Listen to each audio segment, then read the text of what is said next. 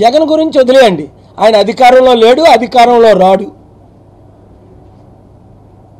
ఎందుకంటే ఓ పాట ఉంది కదా, జగమే మాయ ఏదో ఉంది, జగనే మాయ ఆయన బ్రతుకే మాయ, అవినీతిలో ఆయన కూలిపోయాడని మీకు తెలుసు కదా ఆ పాట. అది వదిలేయండి, జగన్ గురించి మాట్లాడడం అనవసరం.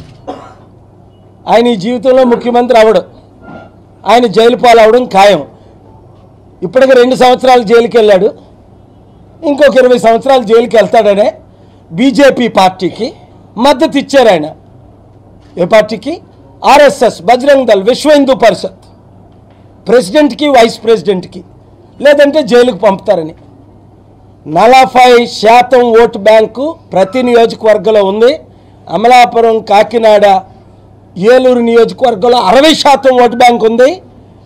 మార్చి, ఏప్రిల్ 60 రోజుల్లో మీరు చూస్తారు కళ్ళతో, సునామీలా కొట్టుకుపోతారు. వీళ్ళు 100 కోట్లు కాదు ఒక సీటుకి, ఎమ్మెల్యేకి 1000 కోట్లు ఖర్చు పెట్టిన కూకటిపల్లిలో, శేర్లింగంపల్లిలో తెలంగాణలో, ఖమ్మంలో ఒక ఖమ్మం నాగేశ్వరు ఒక్కడిగా నిలబడి గెలిచాడు నేను ప్రేయర్ చేసినప్పుడు 2006లో, 2009 ఎలక్షన్లో.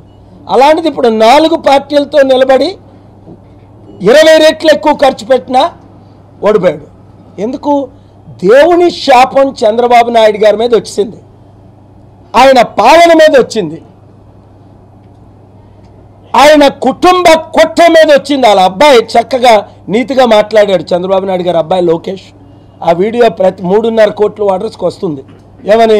అన్నిటికంటే అవినీతి పార్టీ తెలుగుదేశం పార్టీ, అన్నిటికంటే కులతత్వ పార్టీ తెలుగుదేశం పార్టీ, అన్నిటికంటే ఘోరమైన పార్టీ తెలుగుదేశం పార్టీ అని చంద్రబాబు నాయుడు గారు కొడుకు లోకేష్ అన్న. మీరు ఆలకించారు కదా, హృదయం నిండి అన్న దాన్ని బట్టి నోరు మాట్లాడను. పాపం చిన్నోడికి అబద్ధాలు రావేమనుకో. తండ్రి గారు అంటే ఎప్పుడైనా 25 సంవత్సరాలు నా శిష్యుడు కానీ ఎప్పుడు సత్యం చెప్పలేదు నాకు, ఒక్కసారి కూడా. ఆయనకు సత్యం తెలీదు.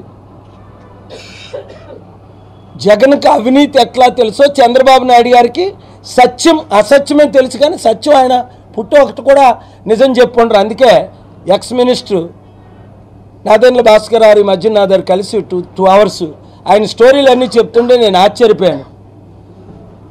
అవన్నీ నేను చెప్పదలుచుకోలేదు, ఆయనకి బాగా పరిచయం, ఆయన మాట్లాడినవ్వండి. నేను పర్సనల్కి ముందు 5 సంవత్సరాలు ఒక శాంతి సభకు పర్మిషన్ ఇవ్వలేదు చంద్రబాబు నాయుడు గారు.